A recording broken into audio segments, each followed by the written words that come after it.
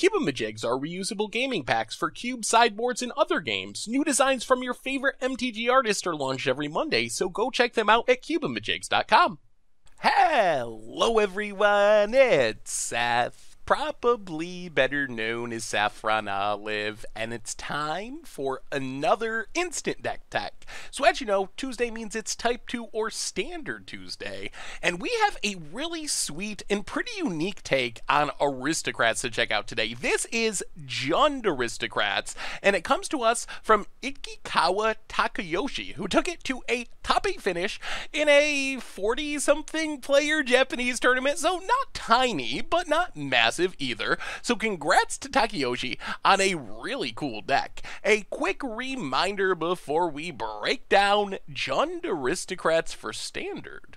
If you enjoy this deck and you want to see it made into videos, take a minute, click the like button, the subscribe button, leave a comment, anything you can do to support your deck, because whichever deck is most popular gets a shot at being made into videos next week. So Jund Aristocrats, like any Aristocrats deck, basically needs 3 things. And we can break this deck down into 3 parts essentially. We need sacrifice outlets, we need sacrifice fodder, and then we need some payoffs for self-sacrificing our creatures. So let's walk through the pieces of the deck one by one. So starting with our sacrifice outlets, and here we have a few different options. Our best one is Priest of Forgotten Gods, which is incredibly powerful as a sack outlet. Yes, you gotta sack 2 creatures, but when you sack 2 creatures, you get back some mana, you make your opponent lose life, they have to sack a creature, and you get to draw a card. So this is a great way to just grind out repeated value. Sacrifice, get it back. And when we talk about our sacrifice fodder, you'll see that that 2 mana, it's really key because it lines up really well with what we're trying to sacrifice.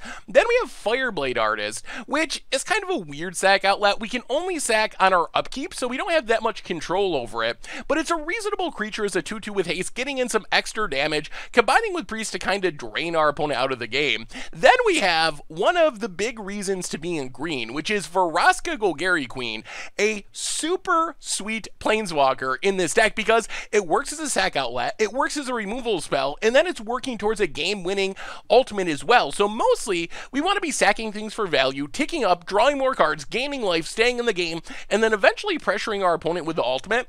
But we can also just -3 to abrupt decay cheap things, which is a nice upside as well. So these are our sack outlets. Then we have our sacrifice fodder. And I mentioned that Priest of Forgotten Gods lines up really well with our sack fodder. That's because our main sacrifice targets are Gutterbones and Resembling Skeleton, both of which are cheap and return from our graveyard either to our hand or battlefield for just 2 mana. So if we sack, let's say, Resembling Skeleton to Priest, we kind of do that for free because if we have nothing better to do with the 2 mana that Priest makes, we can just use it to get back our Resembling Skeleton. So we didn't really lose anything in that trade. Gutterbone's a little more expensive to keep replaying because we have to pay 2 to get it to our hand and then 1 more to recast it, but it makes up for that by actually being a threat. Resembling Skeleton, not very good at killing people. It's pretty good on defense since we can block and get it back.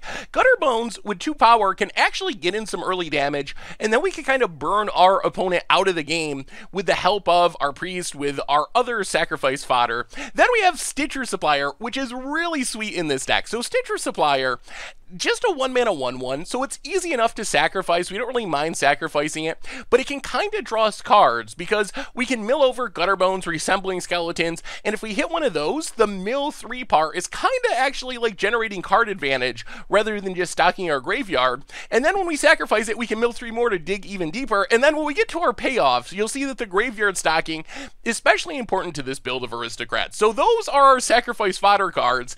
Now it's time for sacrifice payoffs, and our first 2 are pretty straightforward. We've seen these before in like Mardu Aristocrats. Judith the Scourge Diva pumps our creatures. When they die, we get to ping things. A great way to sacrifice our board, get in direct damage at our opponent's face. Midnight Reaper keeps us churning through our deck as we're sacrificing things. Whenever a non-token creature dies, we take a damage, we draw a card. So it makes sure that our hand remains full. Works really well with our sacrifice stuff. So these payoffs are pretty straightforward. We just sack our stuff, deal damage at our opponent's face, drain our opponent out of the game. Our second sack payoffs are a little little bit more unique. One of the sweetest things about this deck is Gruesome Menagerie, which is incredibly great as a reanimation spell. For 5 mana, we get to get back a 1, 2, and 3 converted mana cost creature, and you just saw all of our creatures. We have a lot of 1s, a lot of 2s, a lot of 3s, so we're getting back 6 mana worth of creatures across 3 bodies for 5 mana, and then we could potentially just sacrifice our stuff again to keep the draining value going, and then Revival Revenge, no white mana in the deck, we're not revenging people, but Revival can get back any of the creatures in our deck for just 2 mana, and if we're trading up for a Judith or a Midnight Reaper, we're actually kind of getting more mana out of our creature than Revival costs us, so another great payoff. So that's basically the plan of the deck. Get down some sacrifice outlets, get down some payoffs, sacrifice all of our stuff, get all of our stuff back again with the help of our reanimation to sacrifice it all over again and get our opponent completely out of the game.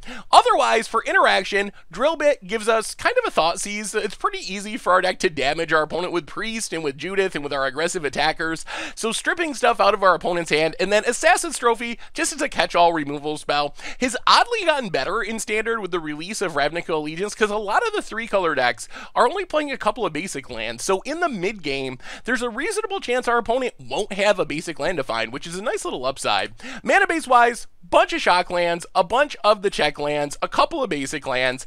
In the sideboard, for aggro, we get 4 Diamond Mares to just gain life as we're casting our spells. Cast Down and Bedevil give us some more removal. For more controlling matchups, we get Duresses, Angrath, and Midnight Reaper to kind of pressure our opponent, generate card advantage. Angrath is kind of like reverse card advantage as we make our opponent discard cards. And then we have a little bit more reanimation, another Revival, another Menagerie, and that is Jund Aristocrats for Standard, and that's been our instant deck tech for today. So thank you so much for watching. I hope you enjoyed it, and I will talk to you soon. Thanks for watching the video. If you enjoyed it, help us out by clicking that like button down below.